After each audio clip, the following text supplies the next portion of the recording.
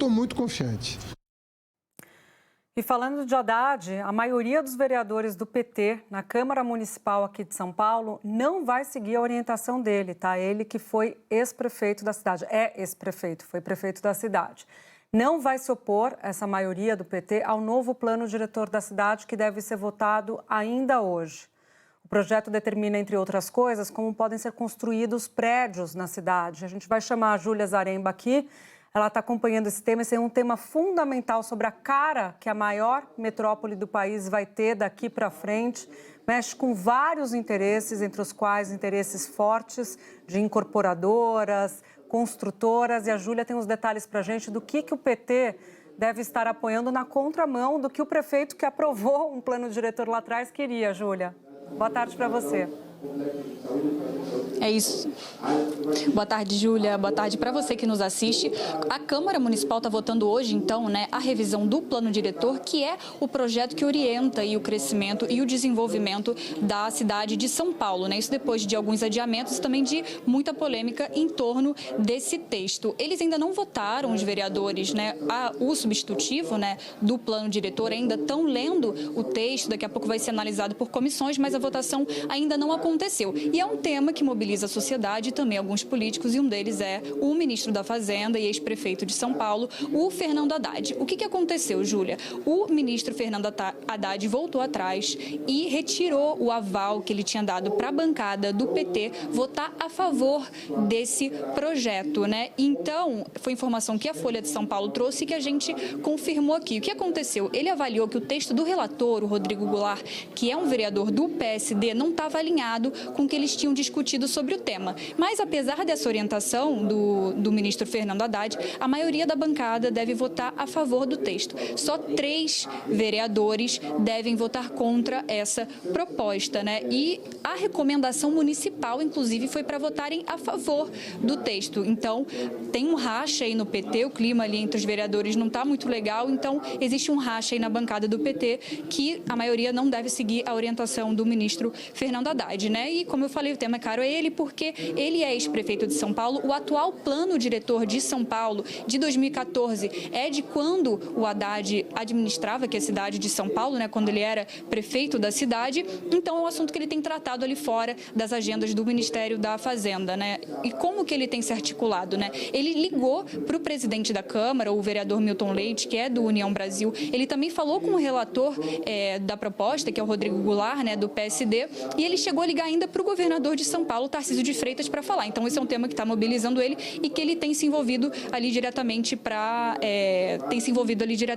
Júlia? Então, o que foi que incomodou o Haddad, para ele retirar esse aval? Foi uma pegadinha, entre aspas, que envolve o aumento ali da área em que poderiam ser construídos prédios sem limite de altura. E esse é um dos pontos polêmicos. A gente fez uma arte para mostrar o que está em jogo aí, quais são os pontos mais críticos, polêmicos aí do plano diretor, e um deles é justamente esse, a ampliação da área em que podem ser construídos prédios sem limite de altura, Júlia, que sai de um raio de 600 metros da estação de metrô e vai para 700 metros, Também tem outro ponto, que é a questão dos prédios altos nos miolos dos bairros, prédios que podem ter área útil de até 3 vezes o tamanho do terreno, mais vagas de garagem, e tem um outro ponto também, que é a isenção de um imposto para estádios de futebol, que não tem relação direta ali, com o urbanismo, tem gerado polêmica, mas o prefeito Ricardo Nunes já disse que deve vetar esse ponto. E só para a gente encerrar aqui, quais são os efeitos práticos, que especialistas e urbanistas têm apontado em relação a esses pontos polêmicos, Possíveis impactos: prédios mais altos em São Paulo, mais prédios mais caros perto de zona de transporte coletivo, prédios maiores nos miolos dos bairros, mais trânsito e também diminuição aí de áreas arborizadas, Júlia. Júlia, essa discussão é importante. A cidade em que viveremos. Otávio Guedes está aí no Rio de Janeiro, de boa, mas eu e Júlia estamos aqui em São Paulo e cá ficaremos. E o que a Câmara está votando hoje é fundamental. Júlia, obrigada, para a gente saber qual que vai ser a cara da cidade daqui a um tempo. Porque esse plano, Otávio, que o Haddad aprovou quando ele era prefeito, está mudando a cara da cidade agora, em 2022, porque até você começar a achar o terreno, as incorporadoras comprarem o terreno, fazerem a obra tal, agora se você passa pela Avenida Rebouças aqui em São Paulo, uma das principais avenidas da cidade, a quantidade de prédio que eram casas antes e que está sendo erguida, a quantidade é enorme, porque já é uma resposta a esse plano diretor que autoriza os prédios mais altos perto dos locais de transporte público, dos metrôs.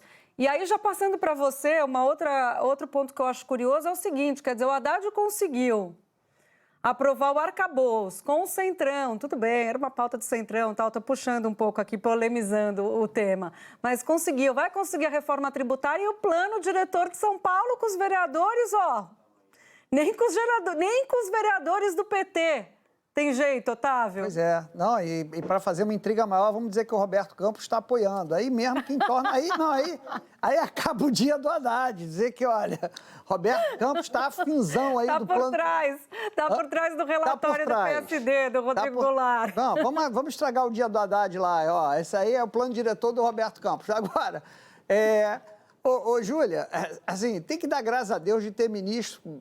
mesmo que pareça desproporcional, está olhando o plano de preocupado de São Paulo. Eu não sei o que a ministra Dani do Vaguinho está querendo os hospitais federais. Não para fazer nada de importante para daqui a 10 anos, para ter um feudo político.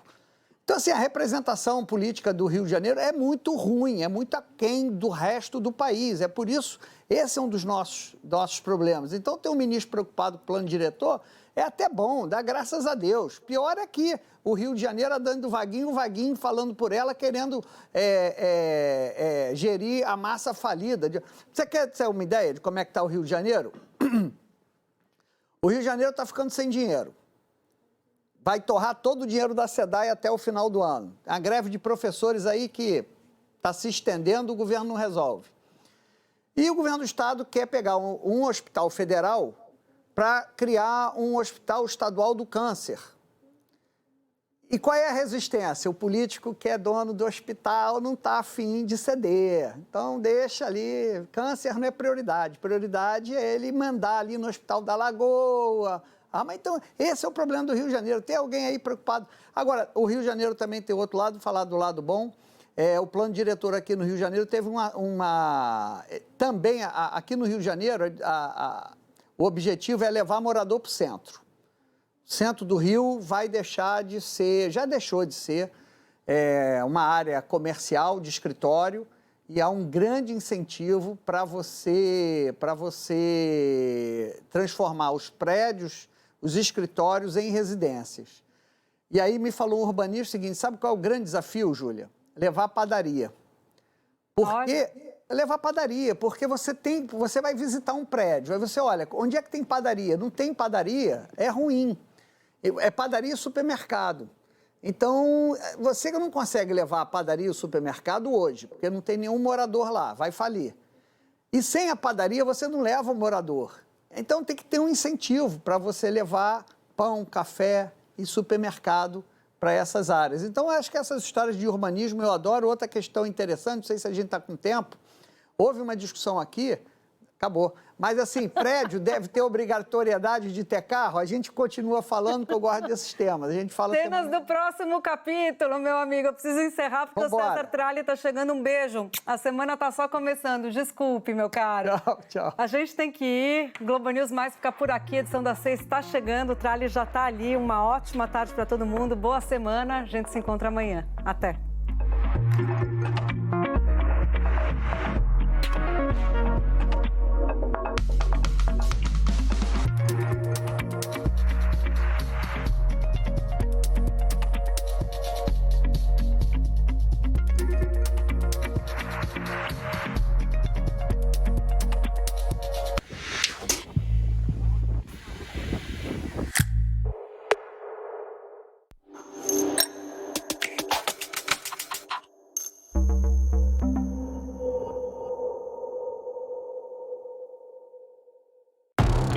O crime avançou muito na Amazônia. Como é que será essa nova etapa do ambientalismo brasileiro?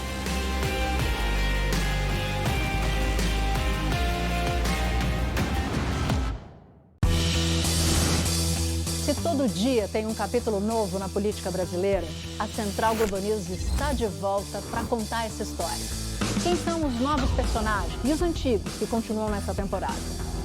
Quer spoiler da articulação e saber tudo, absolutamente tudo que acontece nas entrelinhas? A gente conta também. Eu, Natuzaneri e todo o nosso time de comentaristas. Central Globo News, toda quinta, às 11 da noite.